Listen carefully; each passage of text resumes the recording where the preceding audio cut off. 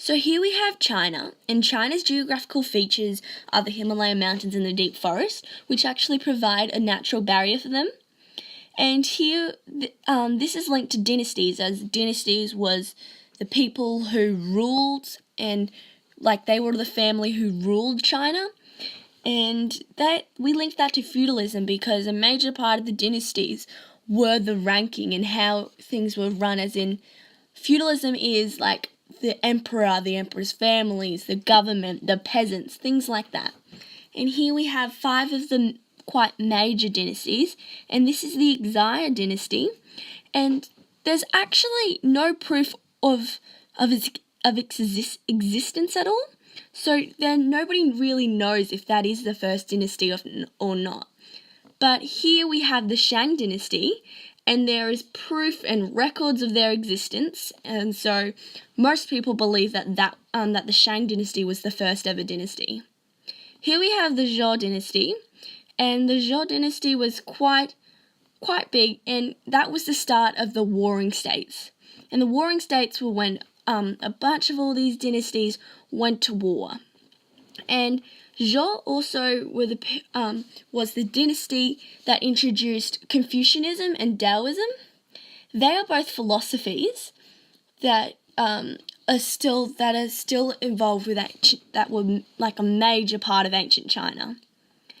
And here we have the Qin dynasty, which is probably one of the most famous dynasties. The Qin dynasty, the emperor Qin Shi Huangdi, he was a very, very powerful person, and they were actually the ones who won from the Warring States. So that's how he became ruler. But he was quite cruel, you could say, and he was very mean, and he liked to control everything. And so we have connected it with the common language because he was the ones who united everyone and got them all to use the same language, because previously all dynasties had different languages.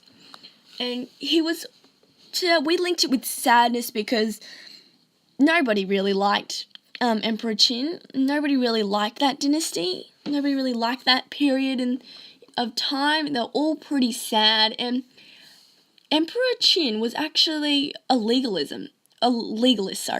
and he believed in legalism, which is basically when they think all people are bad and should be controlled and punished, which is quite harsh.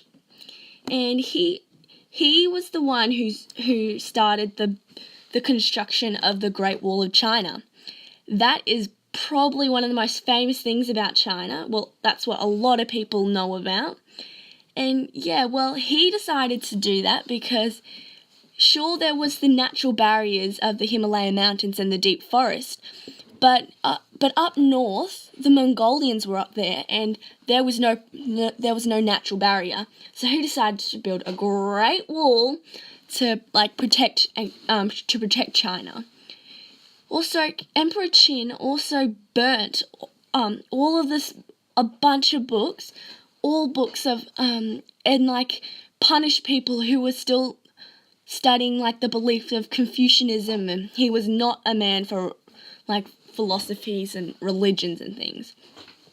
And then came the Han dynasty, and that's when they introduced Buddhism, and it was a time of happiness because, the Han dynasty is also known as the Golden Age because, the arts flourished, literature flourished, and it was a time of peace. It was very different from the Qin dynasty. And they also introduced the Silk Road, which was used for trading, and that is quite a large part of the Han dynasty, and it's quite a famous road. And over here we have the men and the women. We put the men with divine right and in power, as the men were the ones who had quite power, and the women weren't very powerful back then, and it was all the men, so it was quite sexist. And here we have the women with the bound feet. It's quite an interesting thing, the bound feet, and here we have bronze technology, gunpowder, and crossbows. And these were all some of the inventions from ancient China. but there are much more inventions. Ancient China was a very big time for inventions, and they had quite advanced technology, you could say.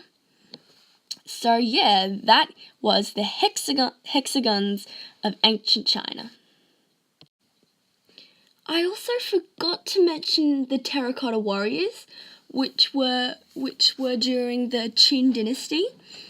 And the terracotta warriors were clay warriors. They were all different. There are like thousands of them, and Emperor Qin built himself a tomb for when he died, because nobody really liked him. He was quite scared for like his safety in the afterlife. So he built terracotta warriors, which were built to protect him in his afterlife. There were also entertainers buried as well, so that he would be entertained in his afterlife. So yeah, the terracotta warriors were quite an interesting thing. So yes, so now I'm finished, and that's the hexagons of ancient China.